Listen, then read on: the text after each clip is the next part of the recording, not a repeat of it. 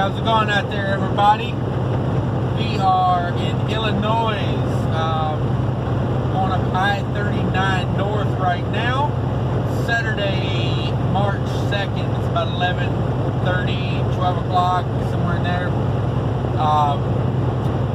Yeah, we're heading home. I was looking for loads. I got emptied over in Richmond the night before last, in Richmond, Indiana. And so I was looking for a load out of Indy back up toward the house.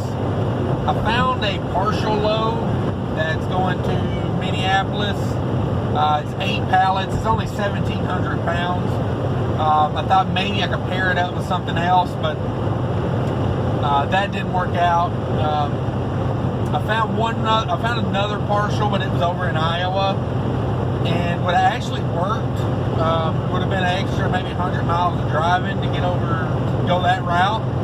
And I was going to do it, but then we couldn't get the time frame locked down on it. So I said, well, I'm not going to get stuck, sitting and waiting till Monday to pick it up or whatever. So I told him I was just going to pass on that. The load I have, I took it, it only pays $500. So basically, this run it's about 600 miles, is going to cost me about $200 in fuel. Maybe a little less because my average is 35 cents a mile. And with 1,700 pounds in the box, it's probably going to come out a little less. I'm hoping like maybe 175 or so. Then I got about $50 worth of tolls coming through Chicago, which I ducked a lot of that. I went down 80 to 39, which saved me $42 in tolls. But I did have to drive like an extra 30 miles, so net gain on that was probably 30 bucks or so.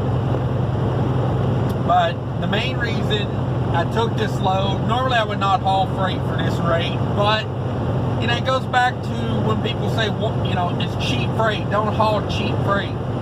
Well, cheap freight's something different for everybody. Like, this load was 600 miles and it paid $500. So what is that, like 85 cents a mile, something like that? Somebody's got a calculator, you can work that out real quick. But I was like, I'm going to take it because the only other thing I could find was going to Wisconsin, and it was heavy, and I was thinking to myself, I was like, I'm just not going to do that because this load delivers Monday morning. It delivers probably about 40 miles from my house, so it's not going to be that big of a deal to run out and get it delivered and then go home for Monday. I'm going to pretty much take the next week off, so I might try to make a video while I'm off of work, but it may not, I'm not sure. So yeah, I took this just to basically, it'll cover my cost to run it. I mean, I was honestly thinking about deadheading it. I was like, it's going to cost me about $200 in fuel, and then other than that, basically it'd be time, which time at this point, I've already been out for 2 weeks, so I've made good money running hard the last 2 weeks, so I'm not that concerned about the time because I did a reset last weekend, so I've got plenty of hours.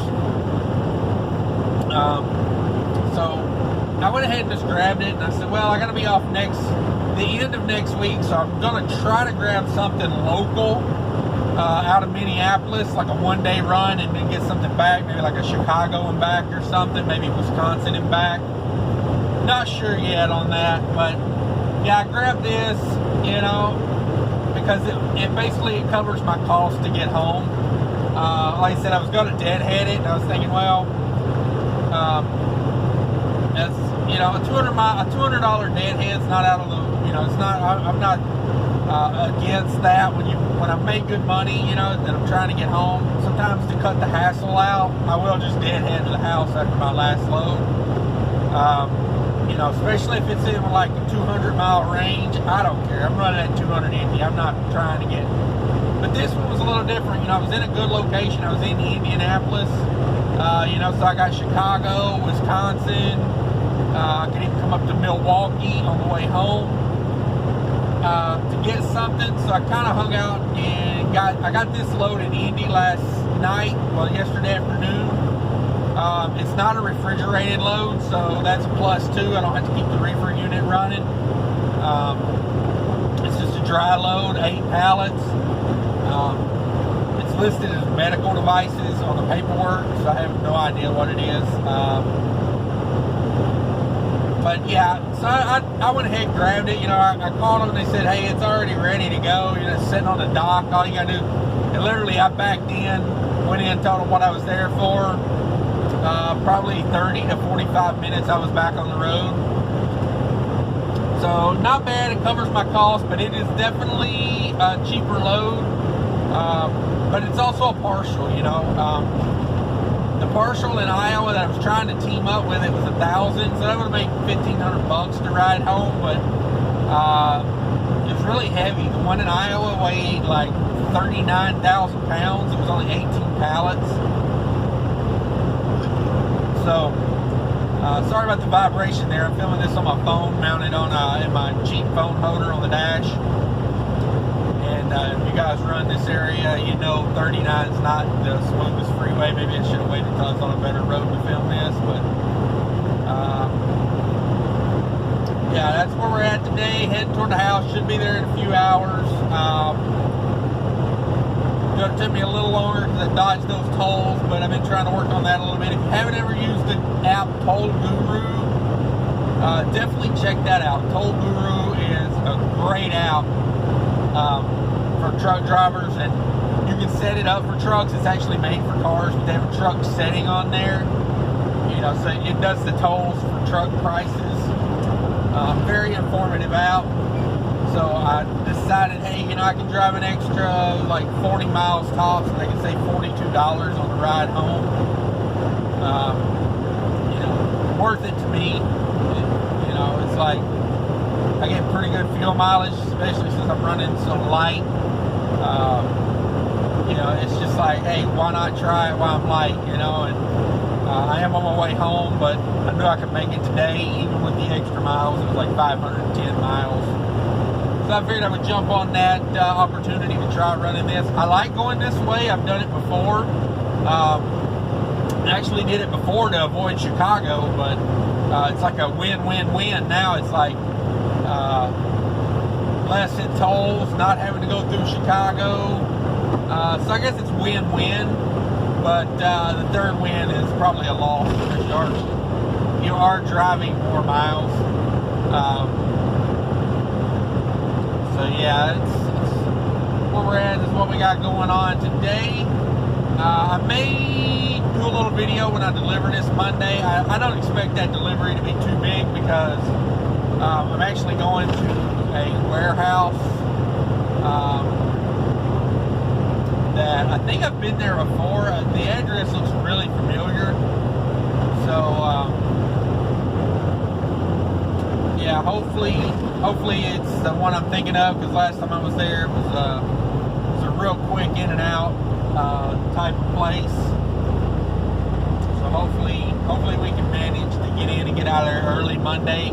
It's got a window appointment on this load of 8 in the morning until I think it's 4 p.m. It's got a wide window. I'll probably do it in the middle of the day to kind of avoid the traffic in Minneapolis.